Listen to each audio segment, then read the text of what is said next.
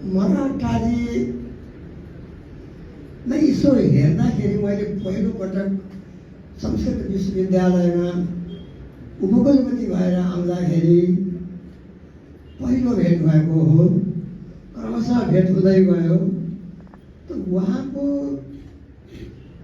अति विनम्रता स्वभाव, अति शालीन स्वभाव, अति शिष्ट स्वभाव देखेर म सधैँ मुग्ध हुन्थेँ र मुग्ध छु पनि।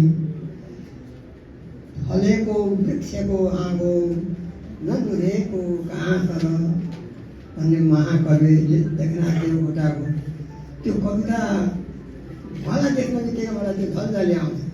यस्तो विनम्र स्वभावको विद्वान मान्छे देशमा हुनु हाम्रो लागि त गौरवकै विषय जस्तो लाग्छ। उहाँले दाङको महिमा लेखेर हामी बङ्गालीहरूलाई कृतज्ञ पार्नुभएको छ।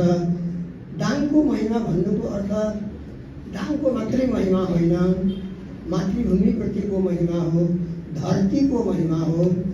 प्राकृतिक धरतीमा उपलब्ध हुने सम्पूर्ण हाम्रा सम्पदाहरू छन्, विश्व सम्पदाहरू छन्, तिनको महिमा हो, तिनको गायन हो। यस्तो गायन देखेर यो दाङको भनेर दाङमा सीमित यसलाई गर्न सकिन्न। यो त अविधा अर्थमा दाङ मात्रै हो, त्यसको व्यापक अर्थ जस्तो लाग्छ। मलाई त्यो दाङको महिमा भन्दाखेरि अहिले आफ्नो कुरो उठा जस्तो नहोस्। हृदय उघारी कविते भन्छु स्वर्ग मलाई चाहिन्न, किन हो यो दाङको माया बन्धन टुट्दैन। यो मेरो 4 लाइन मैले बराबर सम्झिन्छु। यो दाङको महिमा मैले त 2-4 शब्दमा मात्रै यी कुराहरू उल्लेख गरेँ, तर उहाँले आफ्नो ज्ञान भण्डार थुपारिदिनु भएको छ यसमा। यस्तो दाङको महिमालाई पत्र केशव सुवेदीकै शब्दमा अब मैले नभनु, यो गजबको सुन्दर साहित्य, विशिष्ट साहित्य, यो अनुपम कृति हामीले आज पाउन सक्यौँ र उहाँप्रति म साह्रै कृतज्ञ छु र हामी कृतज्ञ छौँ। हामी बङ्गालीहरूलाई पनि यसले प्रेरणा दिएकै छ। विश्वविद्यालयमा म पनि 6-7 महिनासम्म त्यहाँको शिक्षकै भएर बसेको छु, त्यहाँको प्रधान अध्यापक भएर सुरुमा बसेको मान्छे हुँ। त्यसप्रति मेरो पनि व्यक्तिगत अनुराग हो।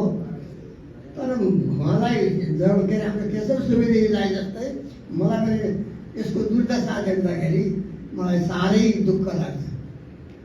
यसको लक्ष्य थियो हिमाली सभ्यताको प्रचार प्रसार गर्नु, प्राच्य विद्याको प्रचार प्रसार गर्नु, यहाँका मूल्यवान औषधि आयुर्वेद विज्ञानको चमत्कार विश्वमा देखाइदिनु। यस्ता धेरै यसको दार्शनिक पक्ष विश्वलाई पूर्वको ज्ञान विश्वलाई उपलब्ध गराउनु यसको ठुलो लक्ष्य थियो। आज युरोपियन देशहरूमा समेत संस्कृत विश्वविद्यालयहरू छन्। किन छन् तिनी? त्यसको महिमा उनीहरूले गाएका छन्। त यस कारणले हाम्रो यहाँ विज्ञान दुईटै छ। भौतिक विज्ञानले अरू उपलब्धि हासिल गरे पनि हाम्रो मूल स्रोत ज्ञान र विज्ञान हाम्रै मूल स्रोत हो भन्ने कुरा पश्चिमका विद्वानहरूले पनि स्वीकार गरेका छन्। अब हामीले त्यसको मूल्य नबुझेर यसलाई संस्कृतलाई त कर्मकाण्ड मात्रै हो भन्ने अर्थ लगाएर यसको बर्बादी मात्रै हामीले गऱ्यौँ। त्यत्रो सम्पत्तिको सदुपयोग हुन सकेन। यसले जुन लक्ष्य हासिल लिएको थियो त्यो पुर्याउन सकेन। त केशव सुवेदीजीलाई जति दुःख छ मलाई पनि दुःख हुन्छ, त्यस्तै तपाईँहरूलाई पनि दुःख होला। तर यो दुःख व्यक्त गरेर मात्रै पुग्दैन। सत्कर्म जहिले गरे भने हुन्छ। हामीले आजैबाट सत्कर्म सोचे हुन्छ।